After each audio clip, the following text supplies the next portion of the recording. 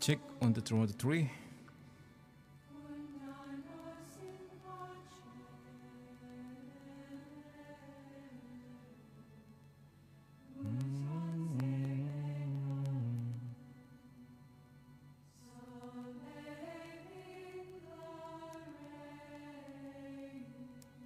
Check 1, 2, 3, 1, 2, 3. Check 1, 2, 3, 1, 2, 3.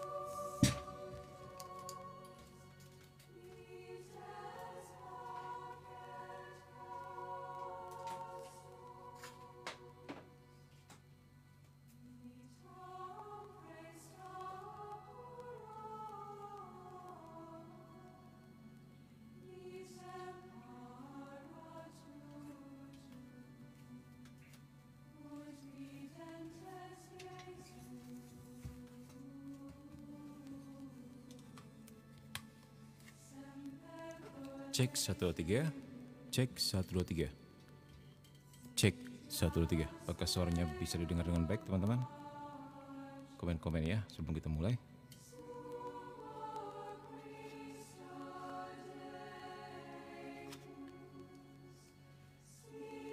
Ya, malam ini kita mau mulai dengan sakramen penyembuhan.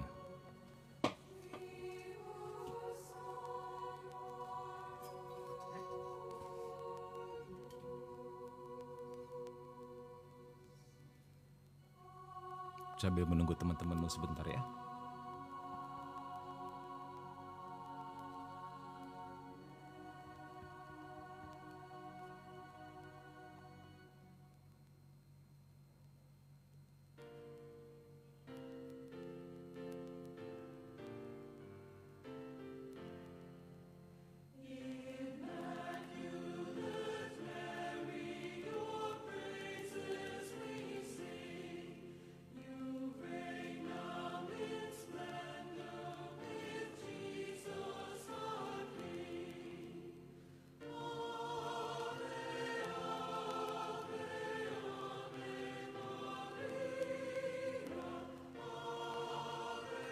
Sementara kita nikmati saja dulu lagunya sambil menunggu teman-teman yang lain, oke? Berapapun jumlah yang Tuhan kirimkan pada malam hari ini, kita tetap akan memulainya. Don't worry about it. Karena ini pekerjaan Tuhan, bukan pekerjaan manusia.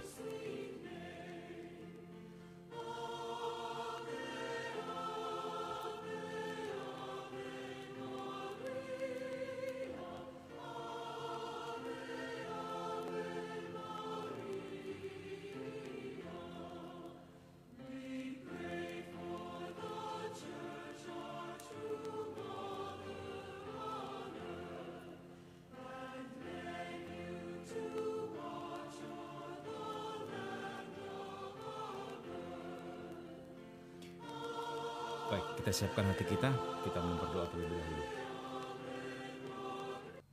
Dalam nama Bapa dan Putra dan Roh Kudus, amin.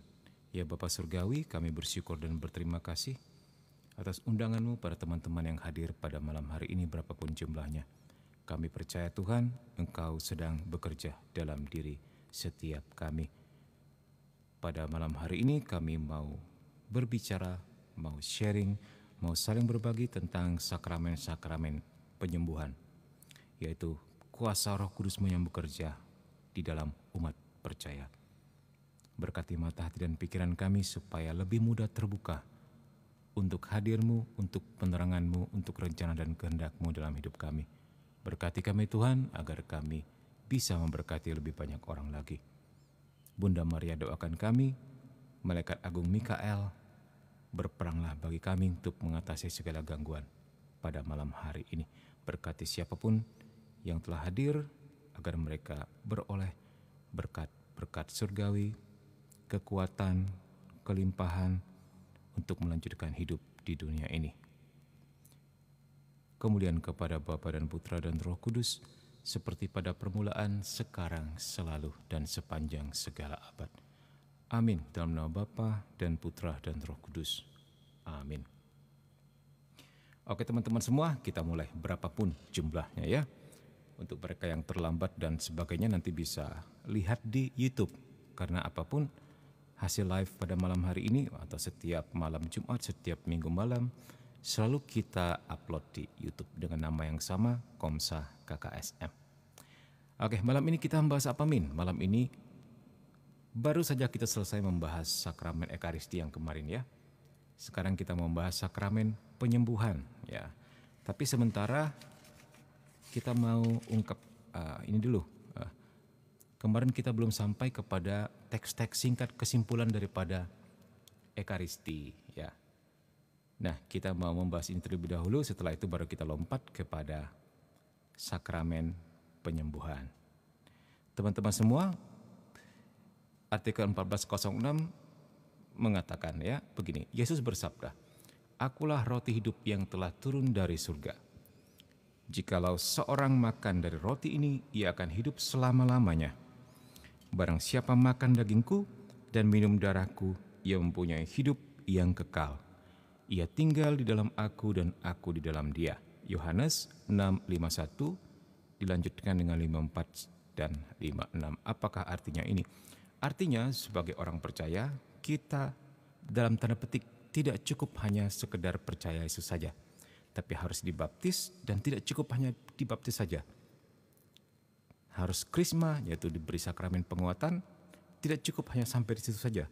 Harus disempurnakan dengan Ekaristi, yang adalah makan tubuh dan darah Kristus.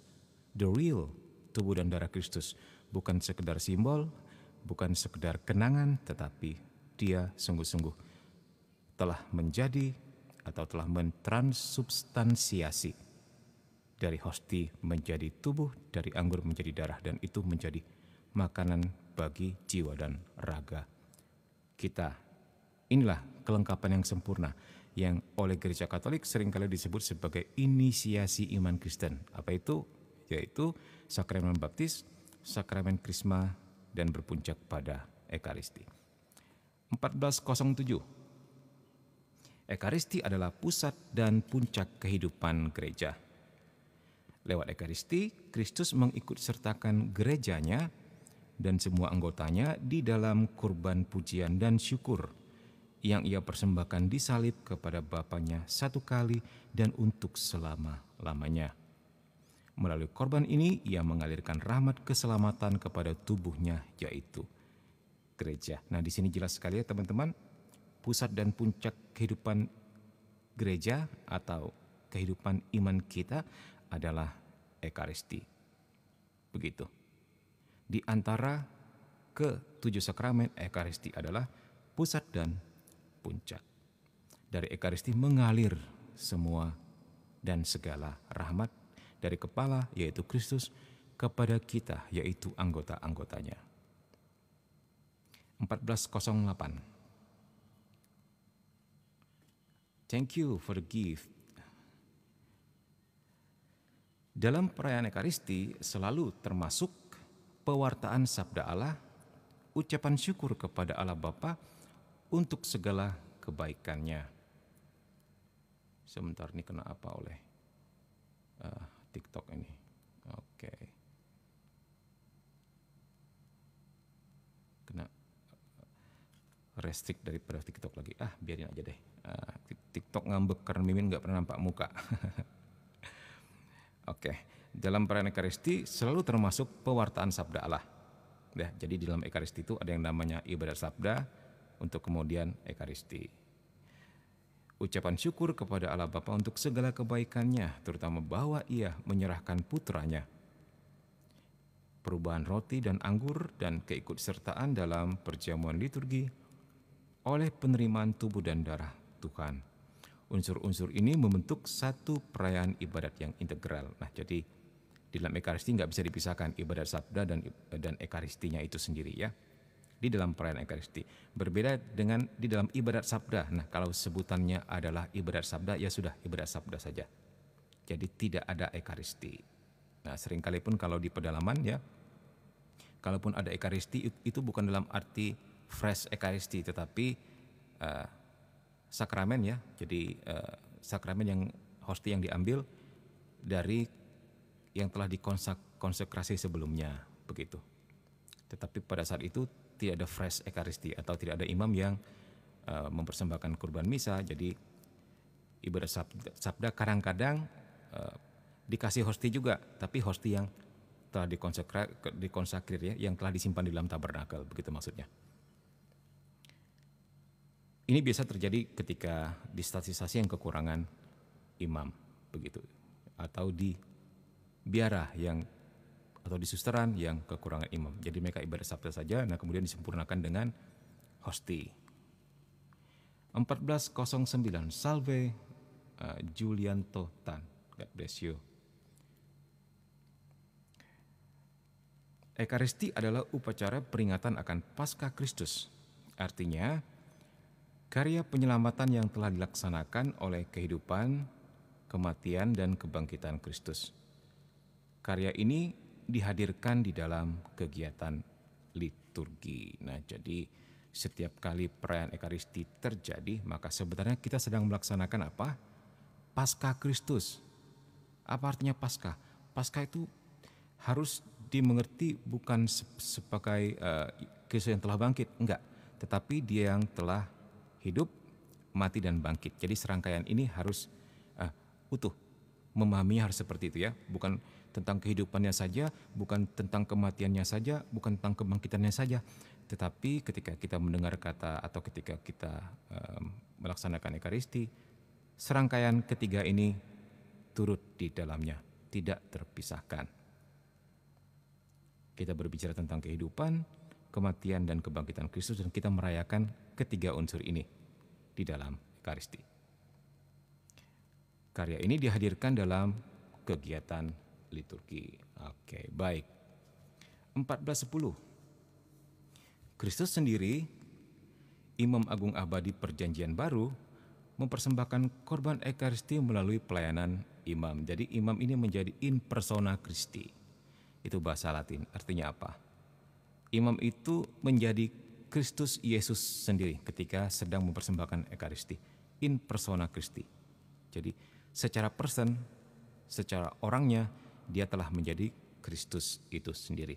Nah, dalam beberapa testimoni atau kesaksian ya, kerap kali Tuhan memberikan sejenis vision kepada orang-orang tertentu untuk bisa melihat ini.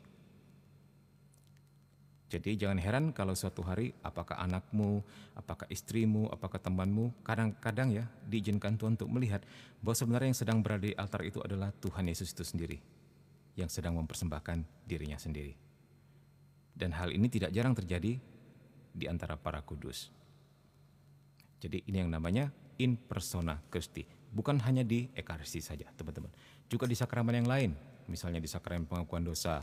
Tidak jarang orang melihat Padre Pio telah menjadi Yesus sendiri, begitu. Ya. Oke, demikian juga Kristus sendirilah menjadi bahan persembahan dalam korban Ekaristi. Ia sendiri sungguh hadir dalam rupa roti dan anggur. Jadi kalau orang bertanya, di mana mukjizat Gereja Katolik? Ekaristi adalah mukjizat yang tak terbantahkan. 14:11.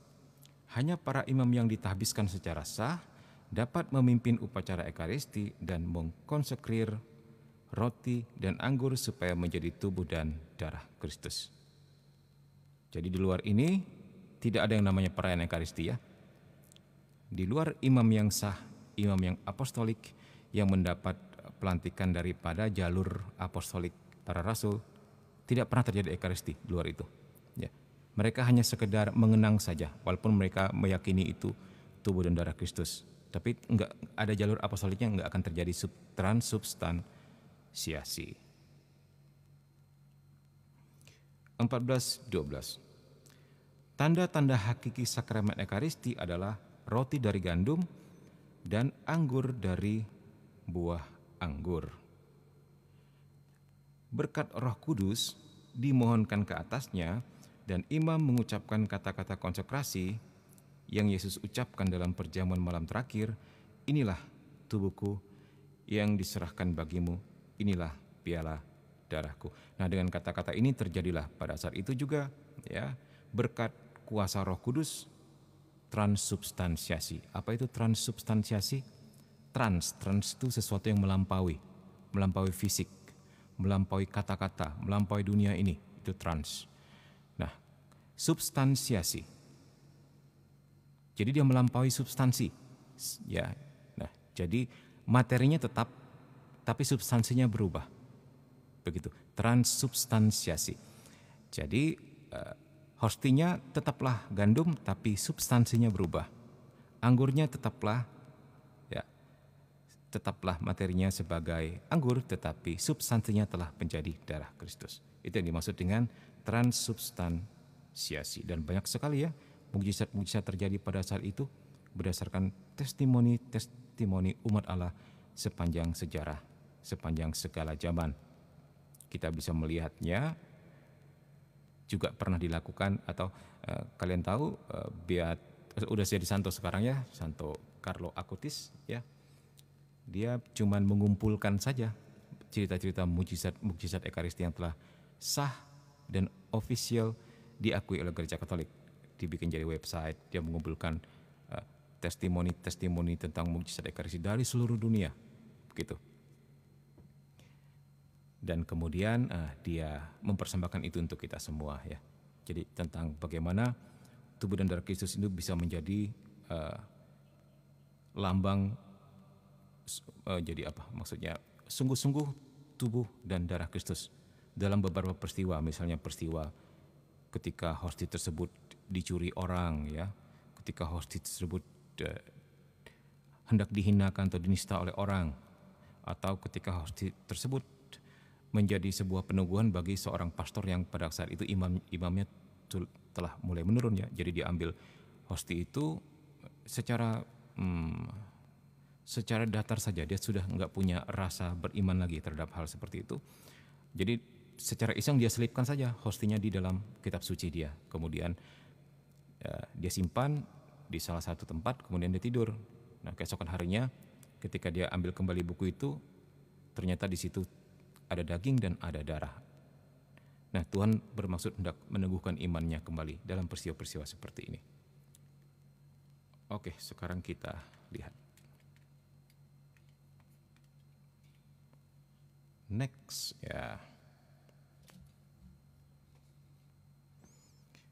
14:13.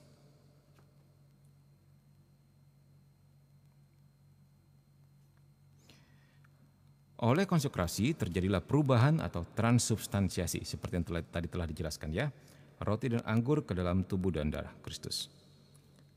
Di dalam rupa roti dan anggur yang telah dikonsekrir itu, Kristus sendiri, dia yang hidup dan dimuliakan, hadir sungguh, nyata dan secara substansial dengan tubuhnya, dengan darahnya, dengan jiwanya dan kodrat ilahinya.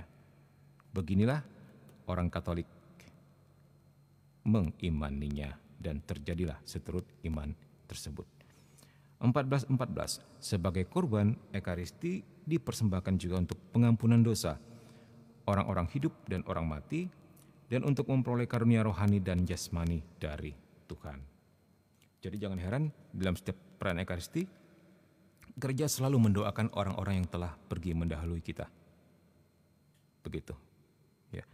Di dalam Ekaristi, gereja tidak pernah melupakan anggotanya yang telah meninggal dunia. Selalu diingat dan dibawa dalam doa. Karena gereja Katolik menyadari tubuh mistik Kristus. Apa saja itu? Ada yang tahu? Apa yang dimaksud dengan tubuh mistik Kristus? Ya, tubuh mistik Kristus adalah gereja yang sudah jaya di surga, gereja yang sedang berjuang di dunia, dan gereja yang sedang menderita di api penyucian. Itu yang disebut dengan tubuh mistik Kristus. Dan ketika kita meninggal pun, ya, kita tidak pernah berhenti menjadi anggota gereja. Begitulah sampai akhir zaman. Kita akan tetap berjalan bersama tiga gereja tersebut untuk saling membantu dengan Kristus sebagai kepala.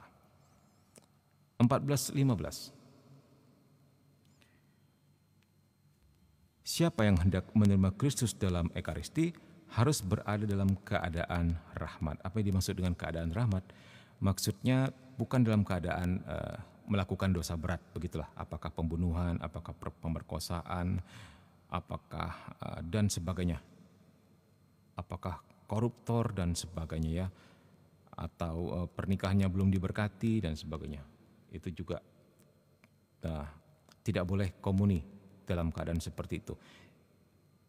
Jadi dikatakan di sini kalau seorang sadar bahwa ia melakukan dosa berat, ia nggak boleh menerima Ekaristi tanpa sebelumnya menerima pengampunan di dalam sakramen pengakuan. Jadi kalau dia merasa perlu sekali dan dalam keadaan mendesak, dia harus ngaku dosa dulu. Setelah ngaku dosa, dia bisa terima komuni. Nah, setelah itu dia terus-menerus bertobat. Ya, tidak boleh melakukan dosa itu lagi.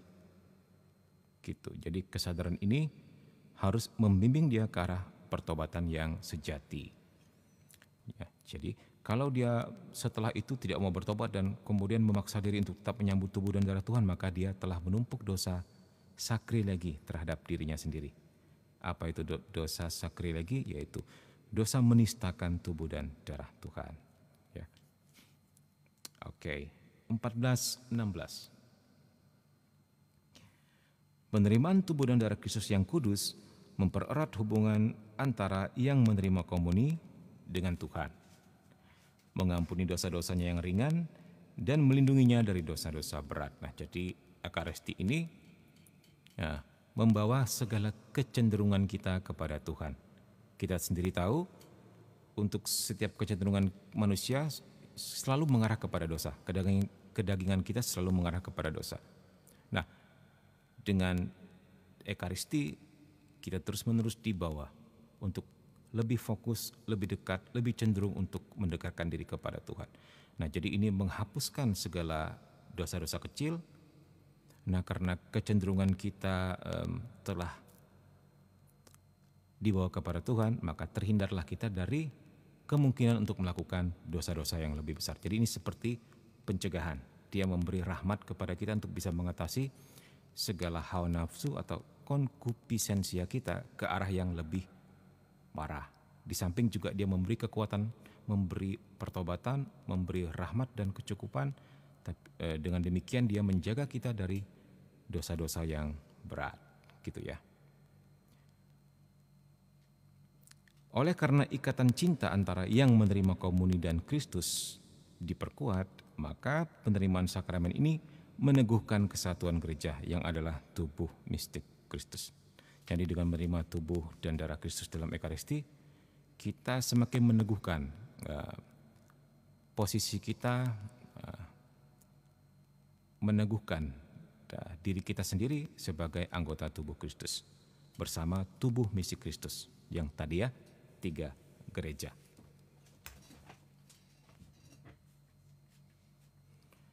Oke, kita lihat sebentar. Ada yang bertanya ya, dari Mogi.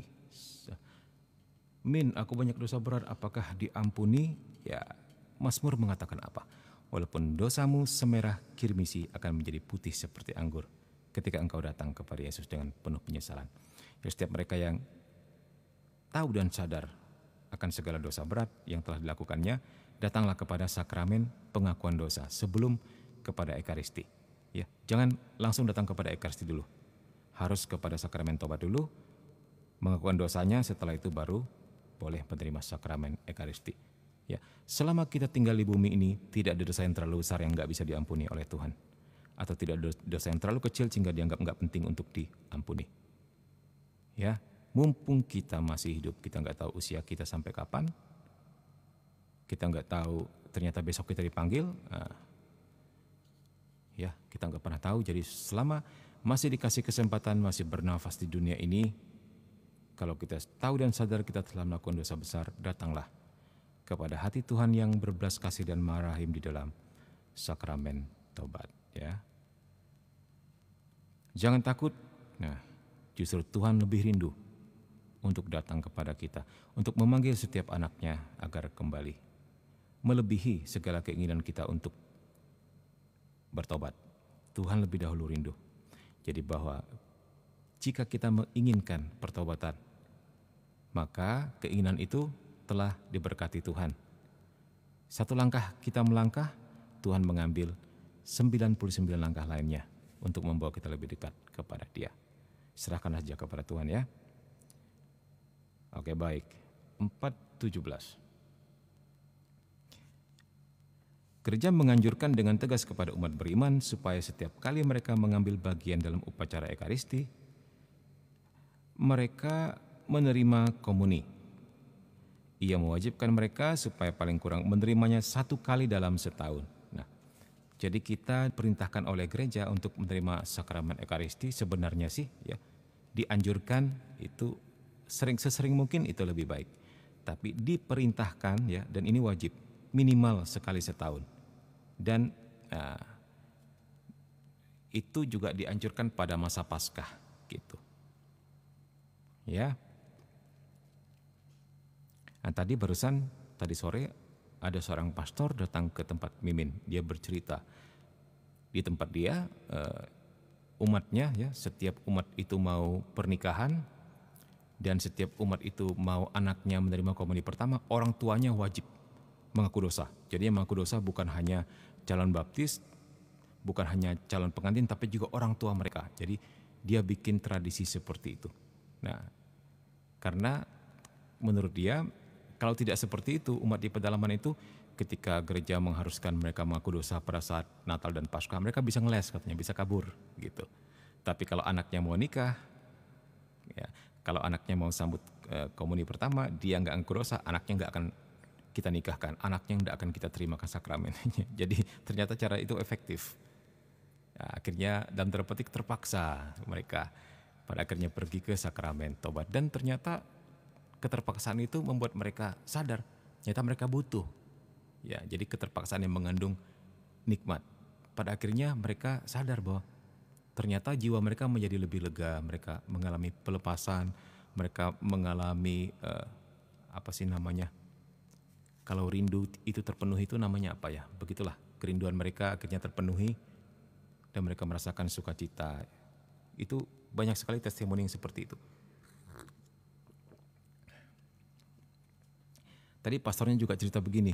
Jadi ada seorang bapak yang setiap kali pada ketika masa Paskah ya, ketika pada masa Paskah selalu ngeles setiap disuruh ngaku dosa gitu loh. Dia ngeles, pandai saja dia melakukan itu sehingga nggak ketahuan. Nah, suatu ketika anaknya akan komuni pertama dan si pastor itu menerapkan kebijakan seperti itu, akhirnya dengan terpaksa dengan berarti nggak bisa ngelak lagi dia akhirnya mengaku dosa ya. Nah, kemudian setelah berapa lama, mungkin setahun kemudian ya setelah peristiwa itu baru dia cerita apa yang sebenarnya terjadi. Kenapa dia selalu ngeles sebelumnya. Jadi ceritanya begini teman-teman. Sebelumnya setiap dia ngaku dosa, dia cerita, dia selalu mimpi buruk malamnya. Dan mimpi buruknya itu bukan main-main, dia sampai ngigau, sampai ngamuk, dan dia takutnya dia mengambil senjata tajam. Itu yang dia takutkan, takut bahkan bisa menghabisi seluruh keluarganya, itu yang dia takutkan. Ya. Hal itu terjadi. Ya, kita sebagai seorang yang terlibat dalam doa pelepasan atau eksorsisme dan sebagainya itu enggak heran lagi. Salah satu bentuk pekerjaan iblis ya. Nah, pasti dia memiliki media atau pintu masuk sehingga bisa mengalami intervensi kuasa gelap. Ini sebenarnya udah intervensi kuasa gelap. Kalau takut kepada sakramen-sakramen, ya, takut kepada rahmat dan berkat Tuhan, itu sebenarnya termasuk ada sesuatu di dalam keluarga itu. Ada yang dia simpan, ada yang dia pegang, apakah jimat, apakah sebuah amalan. Dan ketika akhirnya dia terpaksa harus ngaku dosa juga ya, dengan syarat kalau nggak seperti itu anaknya nggak bisa komuni pertama, dia ngaku dosa. Dan lucunya malamnya dia bisa tidur nyenyak, nggak seperti biasa dia cerita. Nah sejak saat itu dia rindu untuk aku dosa terus, sampai akhirnya setahun kemudian baru dia berani cerita. Pastor, saya dulu benci sekali sama pastor. Ya, saya nggak suka ke gereja, dan ketika pastor menerapkan peraturan seperti itu, saya sebenarnya malas banget, tapi nggak bisa menghindar karena saya setiap Paskah, setiap Natal selalu menghindar sebelumnya gitu. Tapi ketika anak saya mau komuni pertama, dan ketika ada kebijakan seperti itu, saya nggak kepingin anak saya itu tidak menerima komuni, jadi saya terpaksa ngaku dosa, dan ternyata malamnya saya tidur nyenyak, dan akhirnya ternyata dari situ saya ditarik untuk lebih rindu lagi, untuk sering-sering mengaku dosa. Nah sebenarnya dia telah mengalami pelepasan ya. Ada sesuatu dalam jiwanya yang sempat dikuasai oleh iblis itu telah dilepaskan. Jadi jangan main-main sama sakramen tobat ya. Di dalam sakramen tobat ada mini exorcism. Ya, ada pengusiran setan juga di situ. Ketika pastornya memberi absolusi, aku mengampuni dosa-dosamu atas nama gereja. Pada saat itu lepas. Kan kita pasti mengatakan kalau kamu mengatakan dosamu diampuni atau dosamu dilepaskan, maka dilepaskan gitu. Nah, dan itulah yang terjadi. Ini salah satu kesaksian baru saja pastornya. Jadi ceritanya ada pastor ya dari MSA namanya Pastor Franz ya. Dia biasa setiap sebelum ke mana-mana itu misalnya mau keluar kota, dan kali ini dia mau ke Peru ya. Jadi lusa dia mau ke Peru. 2 hari ini dia di rumah, nginap juga di rumah. Jadi itu yang dia cerita. Jadi kita punya bahan yang keren untuk di-sharingkan kepada teman-teman ya. Ya, begitulah. Aku banyak dosa benar Min, apakah diampuni? Oh ya, puji Tuhan ya. Ya Tuhan, ampunilah kami manusia berdosa ini. Amin, amin. Tuhan pasti mengampuni setiap kita datang kepadanya teman-teman. Ya, mumpung kita masih bernafas di dunia ini, teruslah andalkan Tuhan, terus mendekatkan diri kepada Tuhan. Kita nggak pernah tahu sampai di mana usia kita, ya, nggak pernah tahu. Dalam beberapa kasus, seringkali kita berpikir kita kuat dan kita sehat, sementara teman kita atau keluarga kita yang lain sedang mengalami atau sedang berjuang mengalami sakit ini sakit itu, malah dia yang umurnya panjang ternyata kita besok meninggoy. Kita nggak pernah ada yang tahu. Berkali-kali itu terjadi dalam kehidupan Mimin ya, dalam kehidupan teman-teman dekat Mimin ya, begitulah. Padahal yang sakit dan mengalami kanker itu mamanya begitu, anaknya semuanya sehat-sehat, udah 2 anaknya meninggal mendahului mamanya yang telah divonis kanker beberapa tahun yang lalu. Nah ini kan sebuah unpredictable, nggak bisa kita perkirakan. Karena seperti itu kita mesti mengatakan apa? Berjaga-jagalah senantiasa. Jadi kita harus bersiap sedia, tahu bahwa kita melakukan dosa, cepat-cepat datang kepada Tuhan ya. Dari apa ini? Sacadita, Min mau tanya? Ya silakan tanya saja. Min, sebelum komuni dan setelah komuni apa yang kita doakan? Sebelum komuni ya kita minta rahmat kepada Tuhan agar kita dikuatkan, agar kita dibersihkan dari segala dosa, agar kita diberi apapun rahmat yang kita butuhkan untuk melanjutkan hidup kita di dunia ini. Ya. Jika kita sakit boleh minta penyembuhan, jika kita sedang bergumul dalam ekonomi boleh minta Tuhan kasih solusi seperti itu. Nah setelah komuni kita bersyukur, Tuhan terima kasih saya dilayakkan. Terima kasih saya diundang untuk hadir pada pesta ini. Jadi pertama doa permohonan, setelah menerima doa syukur. Lebih banyak syukurnya ya. Dan saya percaya Tuhan dengan menerima tubuh dan darahmu ini, saya telah disembuhkan, saya telah diberi solusi, saya telah dikuatkan. Itu sikap hatinya seperti itu. Doanya bentuknya seperti apa, kamu bisa cari sendiri atau bahkan bisa buat sendiri ya. Ya begitu intinya. Ya. Oke, baik. Dari Anis Junior. Anis Junior ini anaknya Anies Baswedan kayaknya. Min mau tanya, Bapak ini imam, prodeakon atau sipil? Mimin ini sipil. Tapi bukan sipilis. Awam saja ya. Tapi awam yang lulusan teologi, master teologi. Dan sering pelayanan doa pelepasan. Dan dalam tim doa kita di dalamnya ada uskup, ada pastor, ada suster begitu. Salah Min, saya anaknya Yohanes pemabuk. Ya semoga sekarang udah nggak mabuk lagi ya. Oke, baik teman-teman, kita lanjutkan ya. Oke.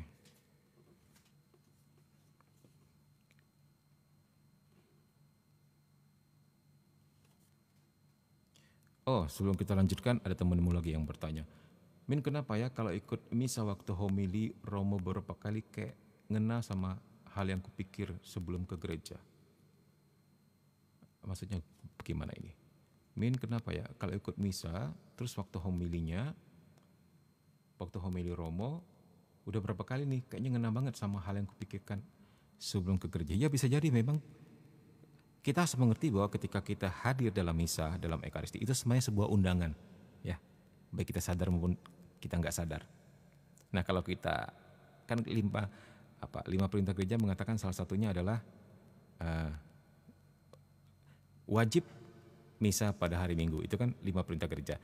Nah, kalau kita menolak undangan itu, nah, begitulah, ya, itu sebuah undangan sebenarnya.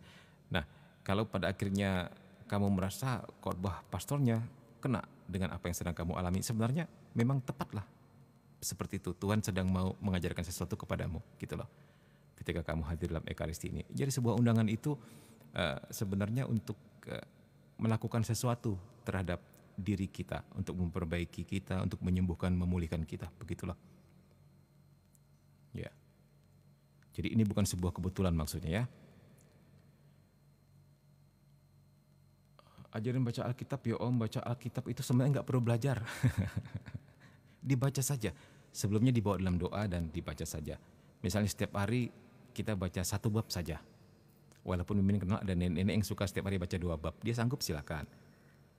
Ya, salah satunya misalnya sebelum tidur baca Alkitab dulu 2 bab saja. Nah, Mimin anjurkan cara membacanya adalah Perjanjian Baru dulu, mulai dari Matius, Markus dan seterusnya sampai surat Yudas. Ya. Jangan masuk Wahyu dulu. Setelah itu baru ke Perjanjian Lama, mulai dari mulai dari Kejadian sampai terus menerus sampai Deuterokanonika selesai. Nah, setelah itu selesai, masuk ke Wahyu yang terakhir saja, gitu. Ya, begitulah cara orang Katolik memahami kitab suci secara keseluruhan. Karena Wahyu itu sebenarnya sudah mencakup Perjanjian Baru dan Perjanjian Lama. Nah, sementara Perjanjian Lama hanya bisa kita mengerti dalam terang Perjanjian Baru. Itulah sebabnya kita harus membaca terangnya dulu, membaca Perjanjian Baru dulu, ya. Minus Wahyu, jangan masuk Wahyu dulu, setelah itu baru kita baca Perjanjian Lama. Dari situ kita bisa mengerti, oh ini ternyata maksud Yesus ya, ini ternyata maksud para murid ya. Karena mereka seringkali mengutip Mazmur, mengutip kata-kata atau kalimat atau kutipan-kutipan dalam Perjanjian Lama. Jadi kita melihat Perjanjian Lama dalam terang Perjanjian Baru, karena puncak iman kita adalah bukan Perjanjian Lama lah puncak iman kita, tapi kebangkitan Kristus itu puncak iman kita. Jadi kita bertitik puncak di situ, bertitik tolak dari situ untuk melihat kepada hal-hal ke belakang dan hal-hal yang akan datang. Itulah sebabnya kenapa kita tidak merayakan misa pada hari Sabat, harinya orang Yahudi, tetapi hari Minggu. Kita melihatnya semuanya dalam terang Perjanjian Baru bahwa Tuhan Yesus adalah Tuhan atas hari Sabat, ya, dan kebangkitannya merupakan dasar sekaligus puncak iman kita. Bukan lagi hari Sabat. Hari Sabat tetaplah hari Sabat sampai selama-lamanya, hari Minggu tetaplah hari Minggu sampai selama-lamanya. Jadi kalau kita salah mengerti hal ini, jangan heran muncul gereja-gereja yang merayakan ibadahnya hari Sabtu atau hari apa, hari B, banyak sekali. Jangan heran karena keliru menafsirkan kitab suci, ya. Min tanya lagi, Min di luar misa. Sebentar ya, puji Tuhan, banyak pertanyaan dari teman-teman semua. Min, gimana kalimat doa untuk arwah saat berdoa di makam beliau? Maksudnya bagaimana? Boleh seperti ini, seperti doa rosario. Ingat, Yesus yang baik, ampuni dosa-dosa kami, selamatkanlah kami dari api neraka, terutama jiwa-jiwa yang sangat membutuhkan kerahiman-Mu. Nah, itu sebenarnya doa arwah, teman-teman, kalau mau tahu. Jadi setiap orang Katolik harus mendoakan sesamanya yang sudah meninggal. Ya. Begitu. Selain itu boleh juga dirangkaikan dengan kata-kata pribadi. Ya Tuhan, terimalah saudara-saudara kami ini ke dalam pangkuan-Mu, ampunilah segala dosanya, semoga segala kebaikannya menjadi pahala, ya. Dan terimalah dia untuk bahagia bersemuka dengan Engkau bersama para kudus di surga. Gitu. Jadi setiap kita ziarah ke makam bukan mengundang orang meninggal ini untuk kemudian kita minta angka, minta nomor, atau bahkan disuruh bertengkar, disuruh membunuh atau melawan musuh gitu ya. Jangan salah. Jadi orang Katolik berziarah adalah mendoakan keluarganya yang telah meninggal. Itu adalah bagian dari tubuh mistik Kristus. Jadi setelah orang meninggal, dia tidak pernah berhenti menjadi anggota gereja. Ya teman-teman, apakah kemudian dia menjadi anggota gereja yang sudah jadi di surga, atau yang masih harus di api pencuci terlebih dahulu sebelum masuk surga. Jadi api penyucian itu adalah suatu status atau suatu keadaan. Ini bukan tempat ya, jadi suatu keadaan. One day dia tetap akan masuk surga, tetapi melewati sebuah proses. Dan ini butuh didoakan dari gereja yang jaya di surga dan gereja yang sedang berjuang di dunia. Jadi saudara-saudara ini mendoakan dia, gitu. Sementara dia nggak bisa bikin apa-apa lagi. Hanya mengharapkan belas kasih daripada dua gereja lainnya. Sebentar kita lihat dulu. Min ini kan menerima komuni Min 1 kali dalam setahun. Maksudnya itu wajib gitu ya, maksudnya 1 kali setahun. Kalau bisa tiap hari lebih mantap lagi. Apa artinya ke gereja atau ikut? Apakah artinya ke gereja atau ikut ekaristi juga minimal 1 kali setahun tuh? Iya, itu anjuran gereja minimal ya. Itu udah benar-benar minimal banget. Ya, padahal 5 perintah gereja menganjurkan tiap hari Minggu tuh harus misa. Tiap hari Minggu ya. Itu perintah gereja. Tapi dilonggar-longgarin lagi minimal sekali setahun. Bahkan ditambahkan dalam kurung dalam masa Paskah. Yang diutamakan dalam masa Paskah ya. Nah, itu dia untuk menerima komuni. Maksudnya seperti itu. Jadi itu sebenarnya anjuran yang sangat minimal. Bukan anjuran tapi perintah yang sangat minimal. Anjurannya sih sesering mungkin itu baik, bahkan kalau bisa misa harian. Begitu.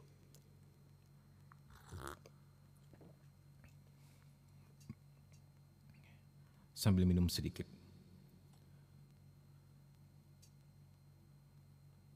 Kak, apakah Katolik percaya sakit yang disebabkan oleh ilmu hitam atau menjadi tumbal pesugihan? Dari Loving Hands. Nah, Loving Hands belum mengenal Mimin kah? Belum baca, belum lihat viti-viti Mimin? Komsa KKSM memang justru paling sering mengungkap hal seperti ini. Sering doa pelepasan, sering face to face dengan iblis dan setan yang menyebabkan sakit, penyakit dan sebagainya. Coba cek semua video-video Mimin. 3 video Mimin terakhir bahkan kita bersama tim face to face dengan kuasa gelap. Iya, kuasa gelap bisa bikin sakit penyakit yang aneh-aneh. Ya, itu dia. Macam-macam sakit penyakit bisa dibikin oleh itu. Nah, tapi sebelum menangani korban atau pasien, kita selalu menganjurkan mereka atau bahkan bertanya, sudah ke dokter belum? Nah, kemudian sudah ke medis belum? Atau sudah ke psikolog belum? Itu pertanyaan wajib. Ya. Sebelum mereka minta doa pelepasan, gitu.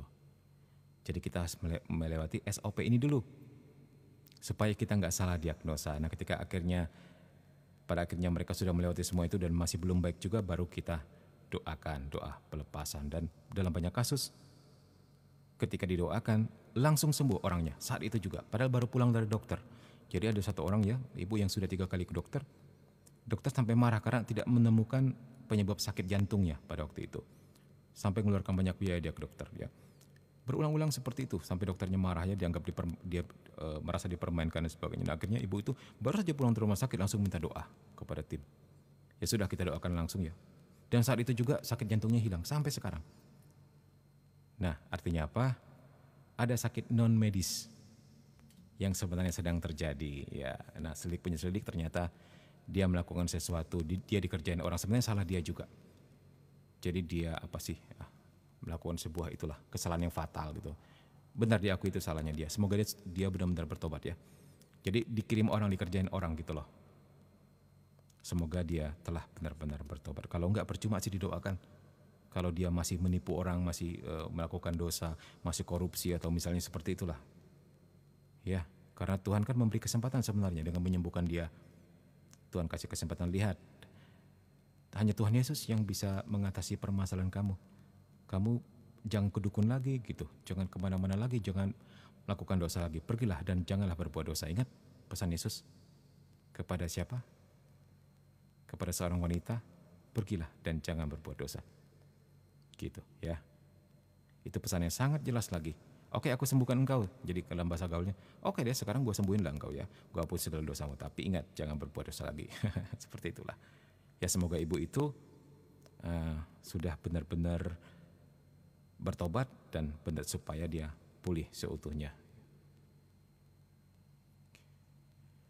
Dari Anis Junior lagi nih. Terima kasih Min.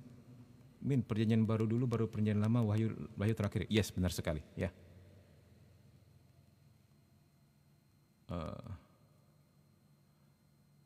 Kalau di room Uranus dibilang sesat ini, ya nggak apa-apa. Kita nggak usah bahas room orang ya. Kita membahas iman kita sendiri ya. Terus dari nyanyi Nyinyo, Min, sesama yang dimaksud ini nggak harus yang sama-sama Katolik kah Min? Maksudnya satu keluarga yang beda iman nggak apa-apa. Iya, sesama yang dimaksud itu sebenarnya semua manusia itu sesama. Baik juga kalau mau mendoakan segala makhluk, it's okay. Karena Ibrani mengatakan Tuhan Yesus menebus semesta alam loh, termasuk di dalamnya segala makhluk. Kan begitu. Nah, jadi yang dimaksud sesama adalah semua manusia sebenarnya adalah anak-anak Tuhan. Ya, teman-teman harus tahu sebenarnya ya penebusan Kristus itu ya, Yesus menebus dosa-dosa manusia itu untuk semua manusia loh, apapun agamanya. Seluruh makhluk yang bernama manusia. Bahkan Ibrani mengatakan alam semesta ya, apapun di agamanya dia. Nah, penebusan itu bisa berlaku objektif dan subjektif. Disebut objektif, fakta dan objektif bahwa semua manusia ditebus oleh darah Kristus. Tetapi tidak semua manusia menerimanya dan mengatakan ya terhadap penebusan itu. Sehingga buah-buah penebusan itu enggak bisa dia nikmati atau dia rasakan. Tetapi ketika orang tersebut yang sebenarnya secara objektif telah ditebus, dan ketika dia mau mengatakan kepada Tuhan Yesus, ya Tuhan saya percaya kepadamu, ya Tuhan Yesus aku percaya engkau telah menebus dosaku, aku bertobat, mau dibaptis, dan sebagainya. Nah, pada saat itu juga lah penebusan itu berlaku subjektif untuk dia. Menjadi hubungan pribadi antara dia sama Tuhan. Dan terjadilah rahmat dan buah-buah penebusan itu dialami oleh dia. Begitu ya. Jadi kalau kita mengatakan kita diberkati untuk memberkati, maksudnya kita diberkati oleh Tuhan sebagai orang Katolik, sebagai orang Kristen untuk memberkati sesama, semua saja. Kita bisa melihat Mother Teresa telah mencontohkan itu ya. Dia membantu orang miskin apapun agamanya. Dia membantu semua orang apapun agamanya, tidak pandang bulu, tidak beda-beda ya.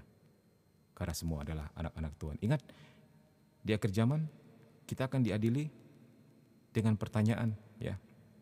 Sudah seberapa besar cintamu terhadap saudara-saudaraku, kata Tuhan Yesus. Kan dia bingung. Maksudnya bagaimana Tuhan saudara-saudaramu? Itu orang miskin, orang telanjang, orang terlantar, itu saudara-saudaraku, kata Tuhan.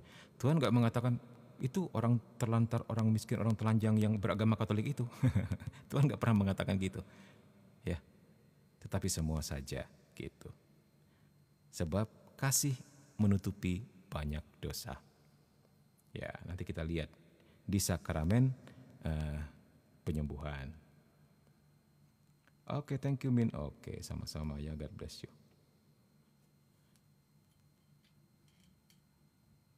Oke Min, ajarin cara baca renungan harian dan merenungkan firman ya selanjutnya. Anis bisa beli buku Ruah. Tahu ya, mungkin pernah ketemu buku Ruah atau apa Inspirasi Batin ya, yang setiap hari bisa kita baca renungan hari ini, atau itu bagus sekali. Atau install aplikasi yang bernama e-Katolik di HP. E-Katolik. Nah, itu nanti di situ ada renungan harian yang bisa kita ikuti, kita baca setiap hari ya. Itu udah disusun oleh Gereja Katolik, hari ini bacaannya apa, mazmurnya apa gitu. Renungannya apa. Itu sudah disusun setiap hari. Ikutin saja itu.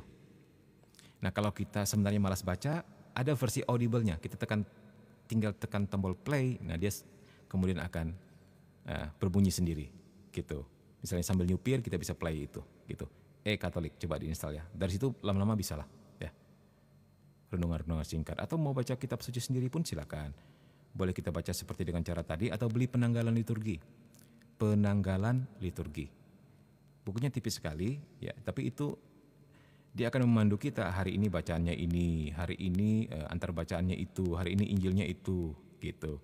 Mazmurnya ini itu, atau hari ini hari peringatan santo apa, itu setiap tanggal semuanya keluar. Itu juga bisa penanggalan liturgi. Tapi sebenarnya di e-Katolik itu, di aplikasi tersebut, situ sudah termaktub di dalamnya renungan dan juga penanggalan liturgi ya. Oke. Sudah beli Om, nanti di download elektronik Katolik Sip, mantap ya. Ikutin saja itu.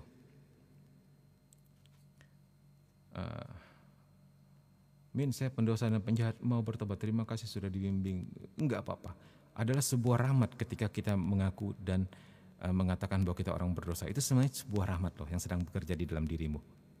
Kamu patut bersyukur Tuhan tetap pengen pegang engkau ya. Terus mau bertobat. Jadi bahkan setiap keinginan baik pun sebenarnya sebuah rahmat dari Roh Kudus. Kita bersyukur ya. Gitu.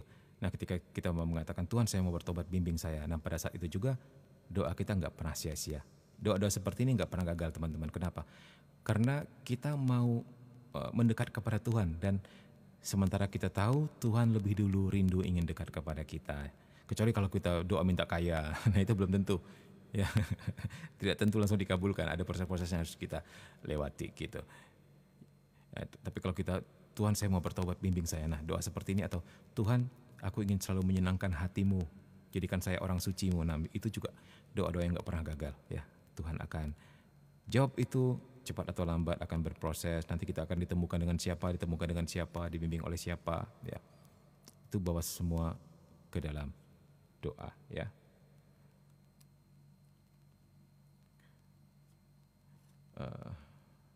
Sama-sama. The Loving Hands. Kak, aku kecil Katolik, menikah di GKI ikut suami. Kalau pengen balik ke Katolik lagi harus katekisasi lagi ya.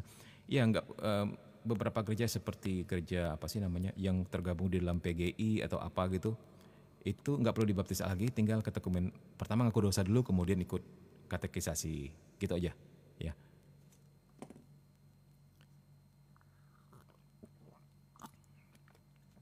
Jadi bisa menghadap pastor parokinya atau lewat sekretariat minta konsultasi tentang hal ini. Apa saja yang mesti dilakukan? Nanti bisa ikut ini, bisa ikut katekumen lagi gitu, tapi ikut katekumen doang. Enggak perlu komuni pertama ya, kalau dulu sudah pernah komuni, paling hanya sebelum komuni ngaku dosa dulu, begitu aja sih ya. Berapa lama katekisasi? Nah apakah akan, Mimin belum tahu nih, mungkin masing-masing paroki punya kebijakan sendiri-sendiri mungkin ya begitu. Coba aja ditanyakan kepada sekretariat parokinya ya. Loving Hands di daerah mana? Di paroki mana? Di wilayah mana? Belum pernah baptis Katolik Kak? Oh. Nah kalau sudah dibaptis Kristen, kalau seandainya gereja tersebut di bawah GKI atau di bawah bukan GKI, di bawah PGI, apa sih namanya, Persekutuan Gereja Indonesia ya, itu enggak perlu dibaptis ulang, dianggap sah baptisannya sejauh baptisannya atas nama Bapa dan Putra dan Roh Kudus. Itu sah. Tinggal ini aja. Nah, tinggal apa? Ikut katekumen aja. Nah, untuk kasus kamu harus katekumen, bukan enggak cukup hanya katekisasi. Jadi kamu ikut kelas katekumen ya, setelah itu dibaptis dan komuni pertama. Enggak perlu dibaptis lagi sih. Kalau di GKI sudah dibaptis ya. Tapi kalau di GKI enggak dibaptis ya tetap harus dibaptis di Katolik juga sekalian setelah katekumen tersebut begitu. Nanti dikonsultasikan saja kepada sekretariat paroki untuk seperti apa bentuknya ya. Di Purwokerto, oke mantap. Mimin pernah ke Purwakarta, belum pernah ke Purwokerto. Oke, kita lanjutkan. Baptis GKI tahun 1993. Nah, dilihat apakah baptisnya atas nama Bapa dan Putra dan Roh Kudus. Nah kalau demikian itu sama. Dalam Katolik juga baptisnya seperti itu, jadi dianggap sah dan kamu nggak perlu dibaptis ulang, tinggal ikut katekumen saja ya. Gitu.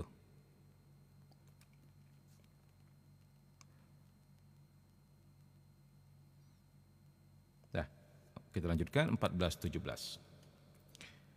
Gereja menganjurkan dengan tegas kepada umat beriman supaya setiap kali mereka mengambil bagian dalam Ekaristi, oh ini sudah ya, 14:18. Oleh karena Kristus sendiri hadir di dalam sakramen altar, maka patutlah ia dihormati dengan penyembahan. Kunjungan sakramen Maha Kudus adalah bukti syukur terima kasih, tanda cinta dan pemenuhan kewajiban untuk menyembah Kristus Tuhan kita. 14:19. Oleh karena Kristus telah pergi dari dunia ini kepada Bapanya, maka ia akan datang.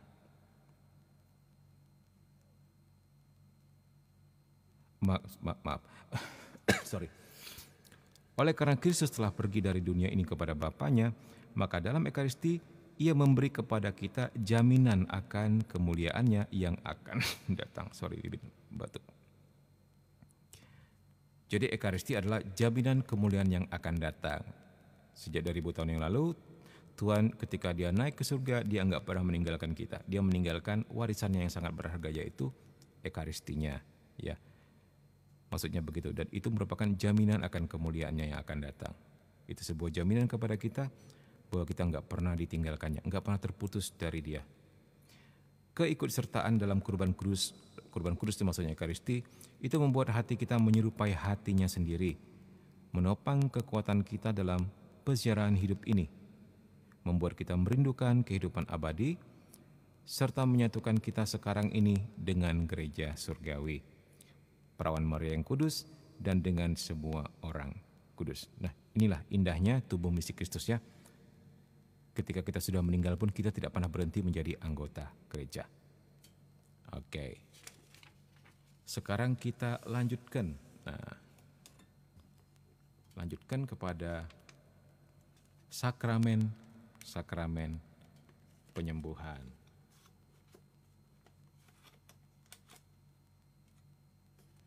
Ya.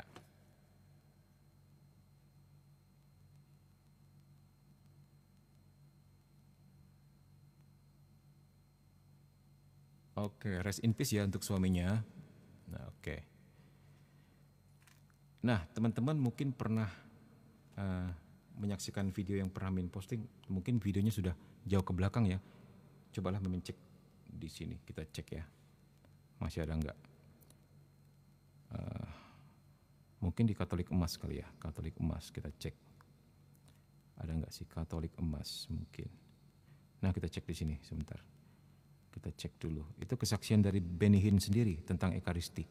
Ini bagus banget. Aduh, mana ya?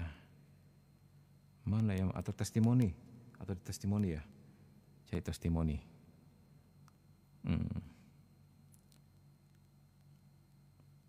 Coba, atau kita ketik aja deh. Benny. Kok jadi Neni? Benny Hinn. Mungkin gini. Salah. Oh, ini N-nya double. Mungkin teman-teman pernah mendengar Benny Hinn tentang Ekaristi.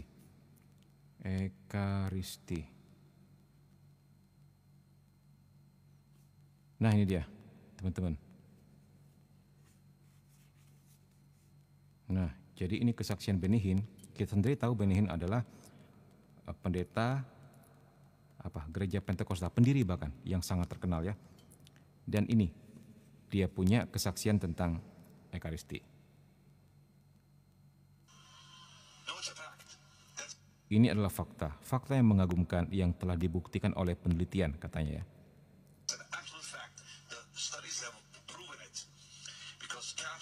Karena umat Katolik sungguh-sungguh percaya pada Ekaristi.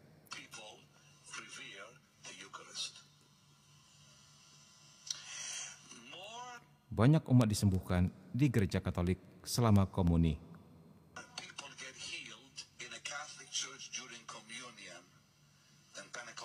Daripada gereja-gereja Pentakosta dalam ibadah perjamuan kudus, karena bagi kita itu hanyalah simbol.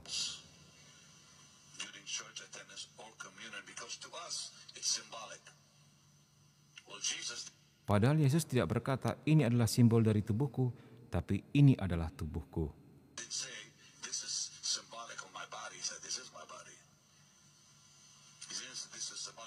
Yesus tidak berkata, ini adalah simbol dari darahku, tapi ini adalah darahku. Dan saya percaya, selalu percaya dalam roh, bahwa ini adalah sungguh-sungguh tubuhnya. dalam roh bahwa ini adalah sungguh-sungguh darahnya. Jadi kamu harus percaya ada penyembuhan dalam komuni.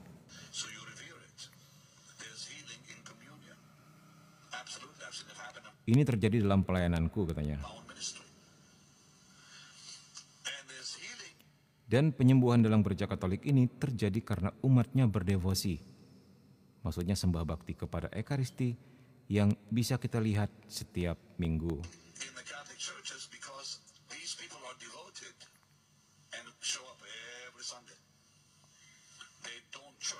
Mereka bukanlah gereja yang berharap, kitalah yang berharap. Mereka enggak. Itulah sebabnya kita sakit sementara banyak dari mereka disembuhkan.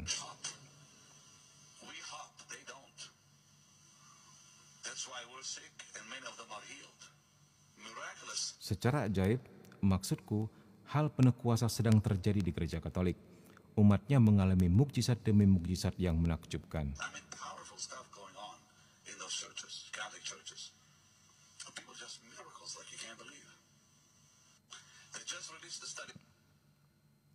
Tuh ya, ini salah satu kesaksian dari pendeta yang sangat terkenal, yaitu pendeta Pentakosta Benny Hinn. Kita semua tahu Benny Hinn siapa, ya. Benny Hinn terkenal sekali dengan penyembuhan-penyembuhannya ya dalam setiap KKR yang dia adakan. Gitu. Nah, ini yang akan sedang kita bicarakan, teman-teman semua. Kita berbicara tentang penyembuhan di dalam sakramen penyembuhan. Ya.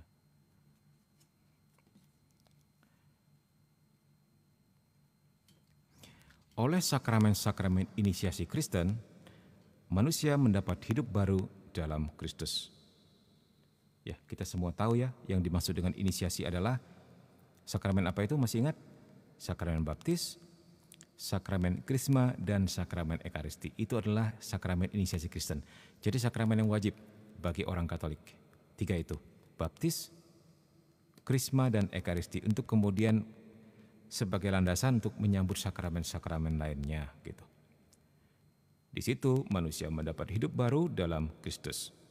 Nah, tetapi jangan salah, kita memang membawa kehidupan ini, tetapi kita membawa kehidupan ini dalam tanda petik dalam bejana tanah liat. Kehidupan ini maksudnya kehidupan Kristus, tapi kita bawa di dalam bejana tanah liat yang adalah tubuh kita yang fana. Jadi rahmat tersebut sedang bekerja di tubuh kita yang fana, yang tetap masih memiliki kelemahan. Maksudnya begitu teman-teman ya. Gitu. Sekarang kehidupan itu masih tersembunyi bersama dengan Kristus di dalam Allah. Kolose 3:3. Kita masih hidup dalam kemah kediaman kita di bumi ini, 2 Kor 5:1. Dan masih takluk kepada sengsara, penyakit, dan kematian. Maksudnya walaupun kita tetap telah menjadi manusia baru ya, dengan dibaptis, dengan krisma, dengan menerima ekaristi, ingat kita masih manusia yang bisa mengalami jatuh bangun dalam hidup ini, termasuklah di dalamnya segala sakit dan dosa. Maksudnya begitu ya.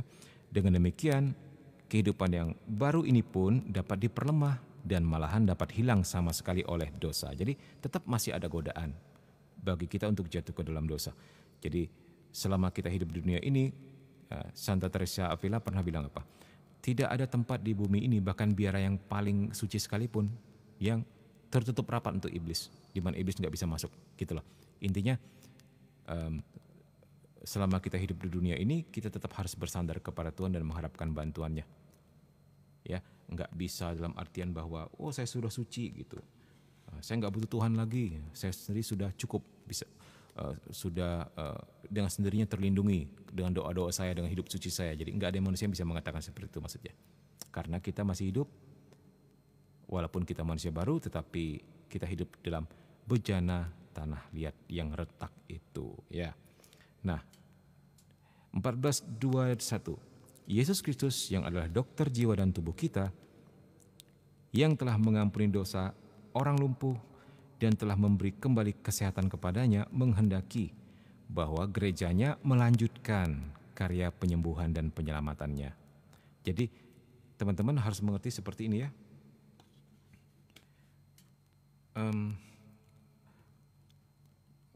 begini, apa yang telah pernah dilakukan Yesus di bumi ini, yaitu menyembuhkan orang sakit, mengampuni dosa dan sebagainya, itu bukan hanya untuk kali itu saja, tetapi itu harus dilanjutkan.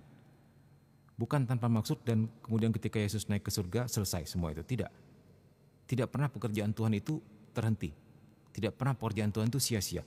Itu dimaksudkan untuk dilanjutkan di dalam gerejanya. Ya. Nah, menghendaki gerejanya melanjutkan penyembuhan dan penyelamatannya dalam kekuatan Roh Kudus. Itulah sebabnya dia mengutus Roh Kudus. Ya. Gitu. Dengan kuasa tersebut, dengan kuasa Roh Kudus, maka kita dimampukan untuk melanjutkan karya penyembuhan dan penyelamatan tersebut.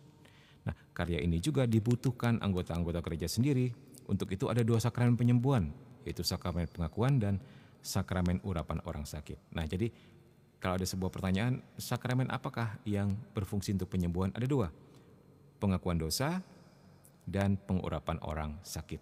2 ini, ya teman-teman, walaupun Ekaristi juga mengandung mukjizat penyembuhan, tetapi yang dikhususkan oleh gereja untuk penyembuhan adalah sakramen tobat atau pengakuan dan sakramen pengurapan orang sakit. Min Benihin, apakah pendeta Kristen ya Min? Apa bedanya Bishop sama Romo Min? Iya, Benihin pendeta, bahkan pendiri, bukannya pendeta loh dia. Dia pendiri gereja Pentakosta yang terkenal di seluruh dunia itu. Apa bedanya Bishop sama Romo? Bishop itu uskup atau monsinyur. Itu di dalam gereja Katolik mereka adalah pengganti para rasul, itu uskup. Nah, di bawah uskup itu ada pastor-pastor. Nah, pastor-pastor itu pelayannya para uskup. Jadi uskup itu seperti sebuah raja di wilayah kekuasaannya dengan dibantu oleh para pastor-pastornya, oleh para imam-imamnya, oleh para romo-romonya gitu loh. Uskup ini yang langsung bertanggung jawab kepada Vatikan gitu ya. Jadi mereka adalah pengganti para rasul gitu. Oke, kita lanjutkan. Oh, bishop bahasa Inggrisnya uskup, ya, atau monsinyur begitu. Nah, sekarang kita mau melihat artikel 4, sakramen tobat dan pendamaian. 14:22. Mereka yang menerima sakramen tobat memperoleh pengampunan dari belas kasih Allah atas penghinaan mereka terhadapnya. Sekaligus mereka didamaikan dengan gereja yang telah mereka lukai dengan berdosa, dan yang membantu pertobatan mereka dengan cinta kasih, teladan serta doa-doanya. Nah, jadi sambil kita minum. Jadi sakramen tobat itu memperdamaikan manusia yang berdosa ini dengan Allah. Jadi maksudnya seperti itu ya teman-teman. Teman-teman jangan lupa nanti setelah ini selalu Mimin upload di YouTube dengan nama yang sama ya. Komsel KKSM, jangan lupa mampir ke sana. Apakah ada sesuatu yang belum jelas bisa didengarkan lagi di sana. Bisa bantu-bantu subscribe dan share juga ya. Oke, baik. Nah, sekarang kita mau melihat bagaimanakah sakramen ini dinamakan ya. Nah, sekarang kita mau melihat sakramen tobat dulu ya. Sebelum kita masuk kepada sakramen pengurapan orang sakit. 14:23. Kongret, aku dikasih donat oleh Nyanya Nyinyo. Thank you Nyanya Nyinyo. Donatnya enak banget, manis. Thank you ya. 14:23. Nah, teman-teman mesti ingat, mesti tahu. Jadi sakramen tobat itu kadang-kadang dinamakan sakramen tobat, kadang-kadang sakramen pemulihan, kadang-kadang sakramen pengakuan, kadang-kadang sakramen pengampunan, kadang-kadang sakramen perdamaian. Nanti kita lihat ya, kenapa dinamakan seperti itu dan apa artinya. Semua itu betul semua. Jadi kalau ada yang bilang salah, yang betul itu sakramen pengampunan, yang satu lagi bilang salah, yang betul itu sakramen pengakuan, yang satu lagi bilang salah, yang betul itu sakramen pendamaian. Nah, kita semua sudah tahu semuanya sama ya. Oke. Disebut sakramen tobat karena ia melaksanakan secara sakramental panggilan Yesus untuk bertobat. Jadi ini menekankan pertobatannya, begitulah. Untuk bangkit dan kembali kepada Bapa. Dan dari siapa orang telah menjauhkan diri karena dosa. Nah, jadi tobat sendiri itu artinya berpaling kepada Allah. Itu arti tobat ya. Berbalik kepada Allah gitu. Sebenarnya arti tobat itu. Berbalik kepada Allah. Sebelumnya dia jalannya kemana-mana gitu kan. Nah, kali ini dengan dia bertobat, dia membalikkan dirinya di jalan Tuhan. Itu artinya pertobatan. Artinya positif ya, enggak negatif sama sekali ya. Gitu. Orang menamakannya sakramen pemulihan karena apa?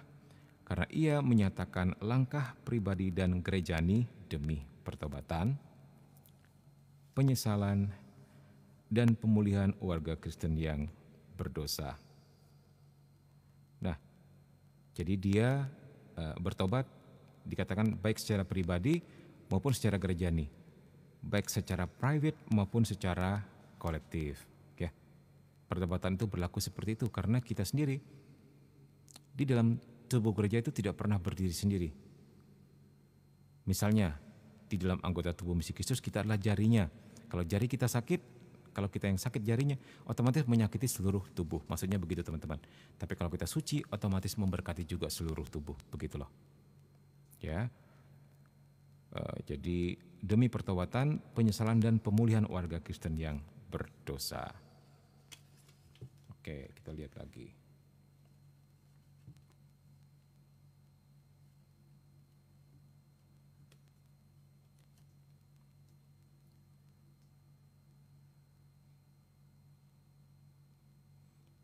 Min uskup di Bali ibunya meninggal dan Bishop Mary matanya ditusuk katanya. Oh begitu ya. Uskup di Bali, kalau uskup di Bali sepertinya memang Katolik ya, tapi Bishop Mar itu dia gereja ortodok, bukan Katolik gitu. Ya tetapi kita tetap mendoakan yang terbaik untuk dia ya. Semoga dia cepat sembuh dan semoga segala terorisme, bentuk-bentuk terorisme apapun di dunia ini bisa dibasmi dan dimusnahkan. Ya, kemarin barusan Mimin baca berita di Malang ada Densus 88 menangkap satu orang pelajar SMA yang bermaksud, itu beritanya tanggal 1 Agustus loh. Jadi dia bermaksud meledakkan 2 gereja. Gitu. Ya, sebentar Mimin tunjukin ya. Wah, itu parah sekali ya. Ternyata sudah banyak sleeper cells terrorism di Indonesia. Baik kita sadari atau tidak. Itu parah sekali sih. Nah, ini dia, sebentar. Kita lihat. Nah, ini dia beritanya. Pelajar SMA di Malang ingin lakukan bom bunuh diri. Untungnya ditangkap oleh Densus 88. 2 gereja sudah diincar. Ngeri gak tuh, teman-teman?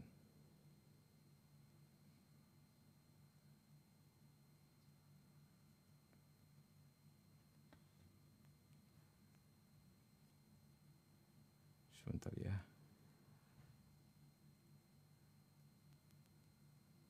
Oke. Ortodoks berdoa ke Bunda Maria, Min. Sebenarnya Ortodoks sama Katolik mirip-mirip sih ya ibadatnya ya.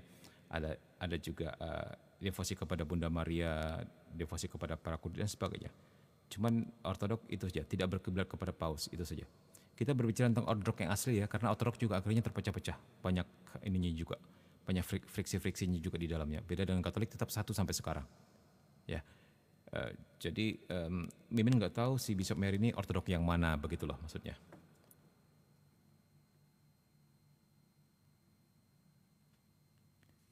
Oke, baik. Karena banyak juga yang ternyata gereja sebenarnya dia gereja Protestan tapi rasanya Ortodoks gitu loh. Banyak juga yang seperti itu. Oke, sekarang kita mau lanjut. Nah, 1424 orang menamaikannya sakramen pengakuan karena penyampaian pengakuan dosa di depan imam adalah unsur hakiki sakramen ini. Jadi ini menekankan kepada pengungkapan dosa-dosanya di depan imam yang adalah in persona Christi. In persona Christi tadi sudah dijelaskan di depan ya. Menurut suatu pengertian yang mendalam, sakramen itu juga adalah satu pengakuan, penghargaan dan pujian akan kekudusan Allah dan kerahimannya terhadap orang berdosa. Gitu.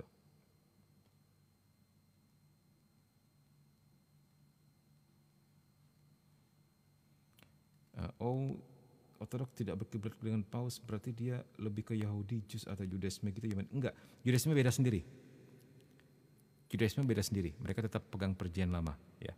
Nah sementara si Ortodoks ini sebenarnya pecahan dari Katolik juga pada abad ke lupa abad ketiga atau keempat gitu ya, karena mereka menolak salah satu konsili gitu, konsili apa gitu, lupa dalam sejarah gerejanya, akhirnya mereka memisahkan diri dengan menamakan dirinya Ortodoks. Dulu dari Katolik juga gitu.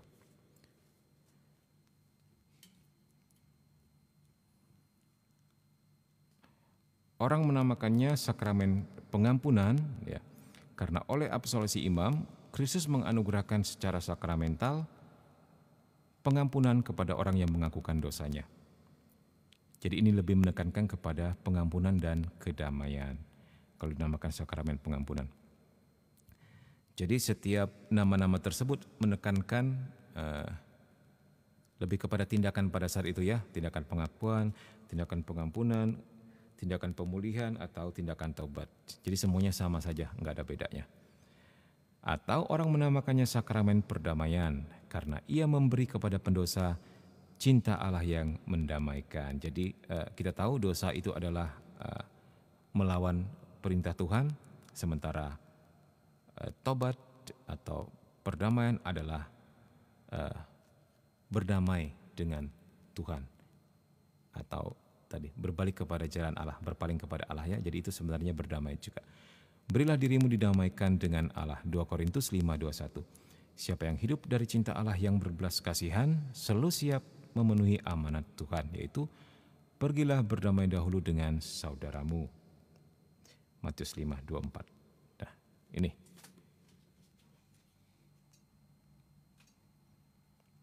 Oke. Untuk apa suatu sakramen perdamaian sesudah pembaptisan? Nah, ini sebuah pertanyaan yang baik ya. Pertanyaan ini lahir dari kenyataan seperti ini teman-teman. Kan dengan dibaptis dosa asal kita kan sudah dihapuskan gitu kan pertanyaannya. Tapi kok masih kita perlu namanya sakramen taubat atau pendamaian gitu? Bukankah dosa kita telah terhapuskan? Bukankah dosa kita terhapuskan sekali untuk selama-lamanya? Bukankah kematian Tuhan Yesus berlaku untuk selamanya kekal dan abadi? Bukankah demikian kita bebas melakukan dosa apapun karena semuanya sudah ditebus? Nah, apakah seperti itu? Ya, oke. Jadi kita semua tahu rumor-rumor yang berlaku di luar sana ya, mengatakan sebuah ejaan. Enak aja jadi Kristen ya, dosanya telah tebus oleh Tuhan Yesus, jadi mau buat apa aja, dosa kami sudah ditebus nih. Ya, apakah seperti itu dalam pengertian Katolik? Oke, kita lihat. 14:25. Kamu telah memberi dirimu disucikan, kamu telah dikuduskan, kamu telah dibenarkan dalam nama Tuhan Yesus Kristus dan dalam roh Allah kita. 1 Korintus 6:11. Jadi ini maksudnya orang yang sudah dibaptis gitu kan. Orang harus sadar betapa besar anugerah Allah ini yang telah dianugerahkan kepada kita dalam sakramen-sakramen inisiasi Kristen. Kita tahu yang disebut dengan inisiasi Kristen adalah sakramen baptis, krisma, dan ekaristi. 3 tersebut, 3 basic. Supaya mengerti bagaimana dosa tidak pantas lagi bagi orang yang mengenakan Kristus. Galatia 3:27.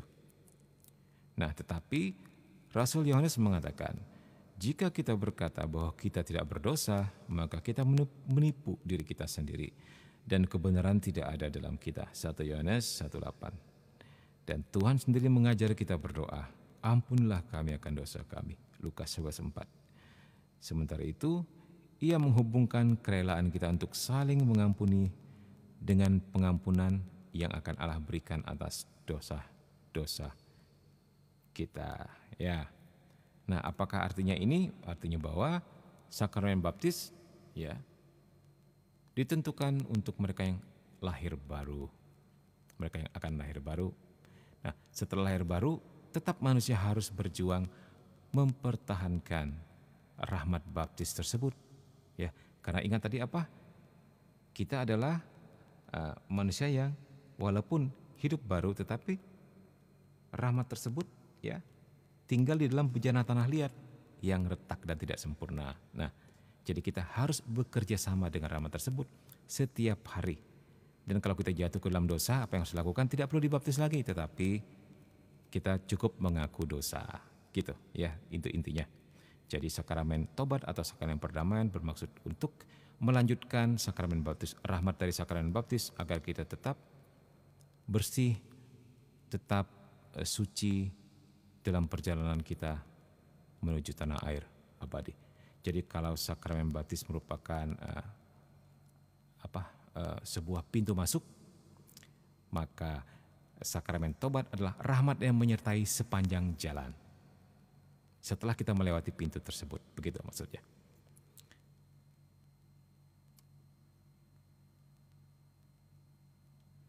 Tapi ortodok juga rayakan Ekaristi kah, Min? Atau cuman bedanya kiblatnya tidak berkonsiliasi dengan Pop Paus saja? Iya, hampir nggak ada beda sama kita, ya. Sedikit beda di doktrin dan tidak di bawah, tidak tunduk kepada Paus, itu saja. Ekaristinya juga oleh orang gereja Katolik dianggap sah juga. Nah, berbeda dengan denominasi Protestan yang tidak ada Ekaristi. Gitu ya.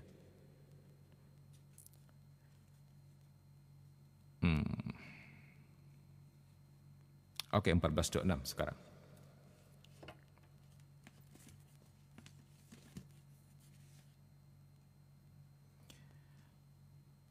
Pertobatan kepada Kristus, kelahiran kembali dalam pembaptisan, anugerah Roh Kudus, maksudnya Krisma, ya, penerimaan tubuh dan darah Kristus maksudnya Ekaristi sebagai makanan, membuat kita kudus dan tidak bercacat di hadapan Allah, Efesus 1:4. Nah, sebagaimana gereja sendiri yang adalah mempelai Kristus adalah kudus dan tanpa kerut, Efesus 5:27, gitu ya. Jadi 3 inisiasi Kristen tersebut telah membuat kita menjadi layak di hadapan Tuhan. Namun kehidupan baru yang kita terima dalam inisiasi Kristen tidak menghilangkan kerapuhan atau kelemahan kodrat manusiawi dan juga tidak menghilangkan kecenderungan kita kepada dosa yang dinamakan konkupisensia, ya. Konkupisensia adalah kecenderungan manusia terhadap dosa. Kecenderungan ini tinggal dalam orang yang dibaptis juga. Jadi secara konkupisensia, ya, kita hampir nggak berbeda dengan orang yang belum dibaptis kok sebenarnya. Sama-sama tetap manusia yang fana, yang bisa jatuh ke dalam dosa. Cuma bedanya orang telah dibaptis diberi rahmat untuk lebih mudah mengatasi hal tersebut karena rahmat Tuhan besertai dia. Tapi untuk tiap harinya dia tetap harus mau bekerja sama dengan rahmat tersebut. Oke, Men, terima kasih ya, masih dari Anis. Semangat menginjil, Min. Sampai jumpa di live selanjutnya. God bless you and power. Oke, thank you Anis, selamat mampir ya. Kita live berikutnya malam Jumat ya. Malam Jumat kita bicara tentang demonologi, yaitu tentang kita sharing-sharing tentang setan dan iblis. Nah, sementara minggu malam, seharusnya minggu malam ya, bukan Senin malam ini karena minggu kemarin Mimin berhalangan. Ada pastor yang lain lagi yang main ke rumah Mimin sampai jam 11 malam, jadi kita nggak bisa live dengan waktu normal jam 10 malam harusnya. Jadi Mimin, ya udahlah pindahkan hari ini aja begitu. Sampai jumpa lagi malam Jumat.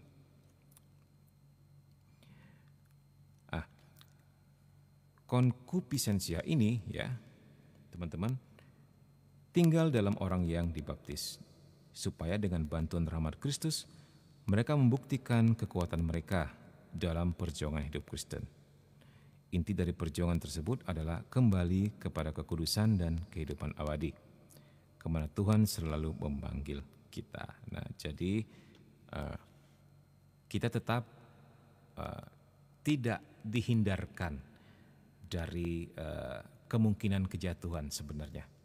Tetapi kita hanya dikasih rahmat, hanya dalam tanda petik lah ya, hanya dikasih rahmat untuk mempermudah mengatasi itu. Maksudnya begitu loh, supaya kita tetap berjuang di dunia ini, enggak tiba-tiba menjadi manusia super, suci minta ampun sempurna tanpa perjuangan, maksudnya begitu. Nah, itu akan lebih berbahaya lagi karena kita bisa jatuh ke dalam kesombongan seperti yang sudah-sudah ya. Apa yang dimaksud Mimin dengan yang sudah-sudah? Seperti malaikat yang karena keindahannya akhirnya ingin menjadi seperti Allah dan akhirnya jatuh ke dalam dosa. Hal ini yang maksudnya tidak diinginkan Tuhan terjadi juga dalam diri manusia. Jadi manusia walaupun telah diberi rahmat dalam pembaptisan, tetap dibiarkan tinggal dalam tubuh yang fana ini agar dia berjuang. Ya, gitu dia.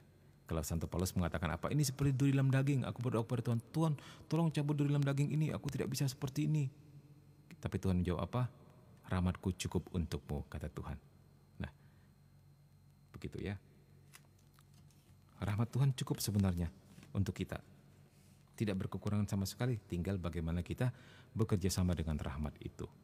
Itulah yang akan menentukan apakah kita menjadi orang kudus atau menjadi orang yang biasa-biasa saja di dalam perjuangan tersebut.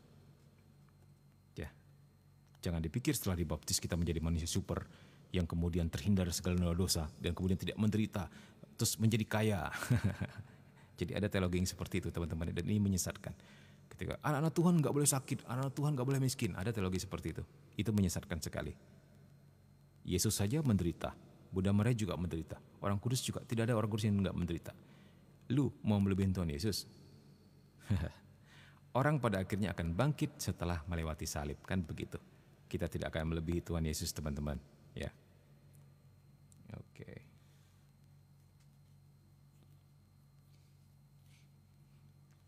Fallen angel sama dengan Lucifer, Lucifer putra fajar, Yesus bintang timur yang gemilang. Begitu kami bisa juga mengerti seperti itu. Ya. Nah, tapi nanti pendalamannya pada demonologi hari Kamis malam atau malam Jumat ya. Kita sementara fokus pada katekismus dulu sesuai temanya. Oke, sekarang kita mau melihat masuk kepada pertobatan orang-orang yang telah dibaptis. Oke, waktu kita tinggal 10 menit lagi. 14:27. Yesus menyerukan supaya bertobat. Seruan ini adalah bagian hakiki dari pewartaan kerajaan Allah. Waktunya telah genap, kerajaan Allah sudah dekat. Bertobatlah dan percayalah kepada Injil. Markus 1:15. Injil itu artinya adalah kabar gembira ya. Siapakah kabar gembira yang dimaksud? Adalah sebenarnya Yesus Kristus itu sendiri. Jadi tidak lain dan tidak bukan, atau dengan kata lain yang disebut dengan Injil itu sebenarnya adalah Tuhan Yesus itu sendiri. Gitu. Gospel itu, Bible itu sebenarnya Tuhan Yesus itu sendiri ya. Jadi bertobatlah dan percayalah kepada Yesus ya, maksudnya gitu. Di dalam pewartaan gereja, seruan ini ditujukan pertama-tama kepada mereka yang belum mengenal Kristus dan Injilnya. Ingat, Injil Kerajaan Allah harus diberitakan sampai menjadi kesaksian bagi semua bangsa. Sesudah itulah kan tiba kesudahan zaman. Nah, jadi jangan nebak-nebak, jangan bingung-bingung, jangan ikutin ramalan ini dan itu ya. Kapan akhir zaman, kapan kiamat ya. Jelas sekali Alkitab mengatakan apa? Injil Kerajaan Allah harus diwartakan menjadi kesaksian bagi semua bangsa, nggak ada yang terkecuali. Sesudah itulah kan tiba kesudahan zaman. Nah, jadi ini saja kategorinya. Ya. Kategori kapan Tuhan Yesus datang kedua kalinya, kalau semua Injil telah tersampaikan kepada seluruh dunia sampai tak terkecuali. Bahkan di Pulau Sentinel yang kalian tahu, Pulau Sentinel di atasnya India yang tidak boleh dimasuki siapapun. Jadi beberapa misionaris meninggoy masuk ke sana di panah-panah mereka. Jadi pemerintah India sendiri sebenarnya itu masih bagian dari India. Pemerintah India sendiri pada akhirnya melarang setiap orang ke sana. Di samping memang orang-orang yang masih ganas dan primitif ya. Juga takut pada akhirnya ketika mereka anggaplah suatu hari mereka sadar dan open dan mau terima ya orang-orang asing yang masuk ke sana. Mereka semua adalah suku-suku primitif yang belum pernah divaksin sama sekali. Ketakutannya adalah kalau setiap orang yang masuk ke sana bawa penyakit. Akhirnya flu pun bisa membunuh mereka. Apalagi demam berdarah bisa membunuh mereka. Batuk-batuk mungkin bisa membunuh mereka. Jadi benar-benar orang-orang yang begitulah, yang tidak terbiasa menghadapi sakit penyakit makhluk atau manusia modern. Itu juga yang ditakutkan oleh pemerintah India. Nah, siapa tahu nanti kamu yang akan mewartakan Injil kepada mereka. Ya.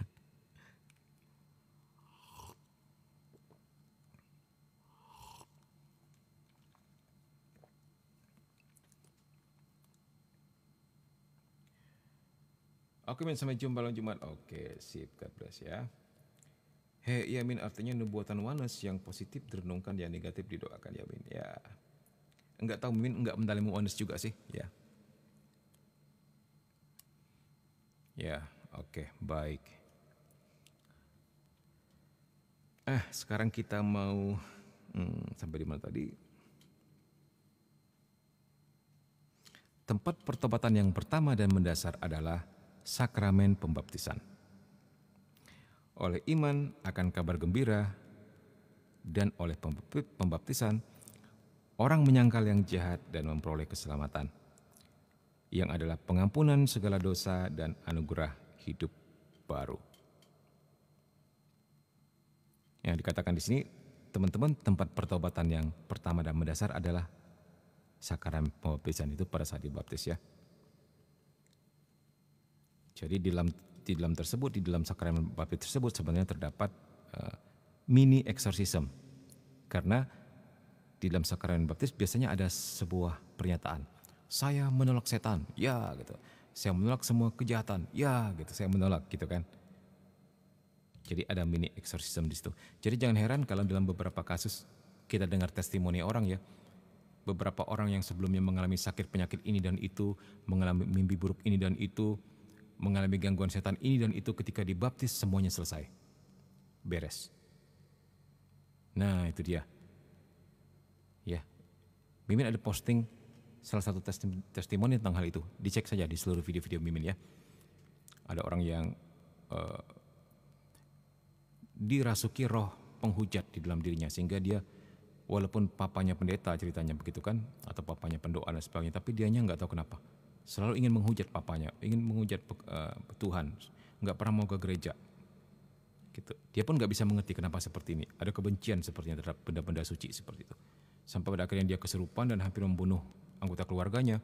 Tapi untungnya akal budinya sedikit masih jalan ya. Jadi berperang dalam dirinya antara dia dan sesuatu yang merasuki dirinya, sampai lucunya kakinya membawa dia kepada gereja, dan gereja itu pada saat itu sedang mengadakan pembaptisan. Jadi dia masuk ke dalam gitu kan, maksudnya mau mengacaukan pembaptisan itu. Tiba-tiba dia yang takluk, dia tertunduk. Pastor yang pada saat itu yang seharusnya akan memberkati atau mereceki si calon baptis ini dengan air suci, langsung mengalihkan air suci itu kepada dirinya, dan pada saat itu juga langsung dia dibaptis juga. Jadi pastornya mungkin kebingungan apa yang sedang terjadi, jadi secara sadar atau tidak sadar, sengaja atau enggak sengaja, langsung dibaptis karena pastornya ketakutan. Ketika dibaptis keluar ular dari mulutnya. Itu testimoni kisah nyata. Cek aja di video-video Mimin. Ya. Di film apa gitu Mimin lupa. Itu difilmkan kembali di Netflix. Nah, jadi jangan heran kalau dalam banyak hal ya sakramen baptis menghancurkan segala kutukan setan, menyelesaikan semua kutukan turunan-turunan dari pesugihan orang tua misalnya, atau dari kutukan keluarga dari berapa generasi ke atas, semuanya hancur selesai. Karena Tuhan Yesus telah menyelesaikan semua itu di kayu salibnya ya.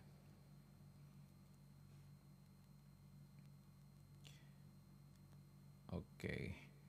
Siap Min, saya sering melihat Tony di YouTube dan setiap malam diundang nonton Profesor Yohanes. Malah kemarin rekan profesor itu bilang kita umat Katolik sesat tentang penginjilan kematian. Sebenarnya Mimin nggak sampai hati mengatakan Yohanes itu sesat ya. Mereka lah sebenarnya yang tersesat. Karena baptisan mereka nggak sah secara Katolik. Mereka gini baptisnya. Aku membaptis engkau dalam nama Bapa, Putra dan Roh Kudus yang adalah Yesus. Gitu. Itu udah nggak benar secara teologi. Ya. Ya sudahlah. Nggak perlu dengarkan lagi sebenarnya. Takut akhirnya menimbulkan sebuah kebingungan teologi ya. Karena banyak sekali, ada 40.000 denominasi. Mau ikut yang mana? Dan mereka hanya bersatu kalau menyerang gereja Katolik saja. Di antara mereka sendiri pun mereka akan berantem. Mereka akan terombang-ambing dalam beberapa teologi. Maksud Mimin begitu. Ya, nggak perlu dengarkan itu dia. Ya, jadi hati-hati dalam mendengarkan sebuah pengajaran ya, teman-teman. Gitu. Takut terkontaminasi. Untuk mereka yang teologinya nggak kuat, mudah sekali terombang-ambing, begitu ya.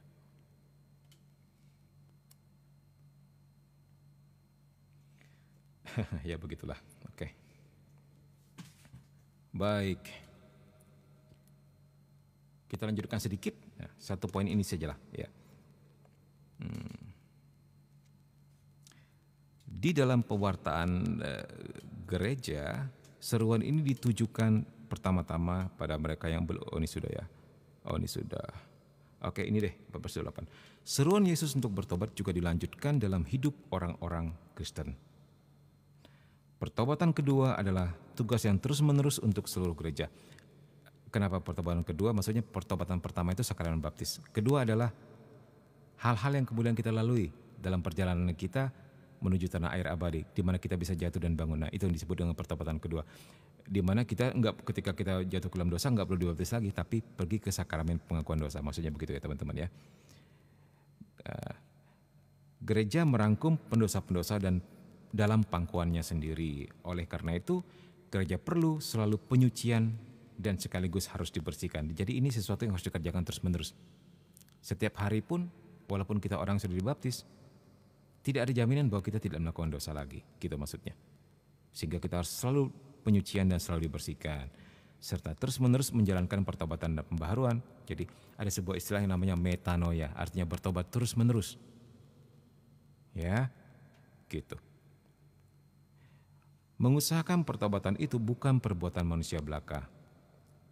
Ia adalah usaha hati yang patah dan remuk. Mazmur 51:19, yang oleh rahmat diyakinkan dan digerakkan untuk menjawab cinta Allah yang berbelas kasihan, yang lebih dulu mencintai kita. Nah, jadi sebenarnya pertobatan itu juga sebuah pekerjaan Roh Kudus. Niat kita untuk bertobat adalah juga sebuah rahmat sebenarnya. Ya teman-teman. Gitu. Good night Min, sampai jumpa besok jam 10. Salam dari Bali, Anis Muda. Besok enggak ada, kita Kamis malam ya. Enggak tiap malam kok ini. Ini hanya Minggu malam dan malam Jumat ya. Mbak Anis atau Mas Anis ini.